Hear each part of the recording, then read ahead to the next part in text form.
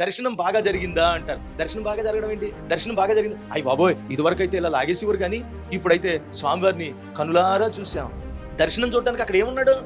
మళ్ళీ ఆయనకి పెళ్లి, మళ్ళీ ఆయనకి విశ్రాంతి వేళలో, విన్నారా? మళ్ళీ ఏదో వీధుల్లో ఆయన ఊరేగింపు, ఆయనకి పట్టు వస్త్రాలు. దేనికి ఇదన్నీ? అంటే దేనిలో చూస్తున్నావు జీవము గల దేవుణ్ణి? ప్రియులరా, బొమ్మలోనా, పట్టం మీద, స్క్రీన్ మీద, దేని మీద చూస్తా?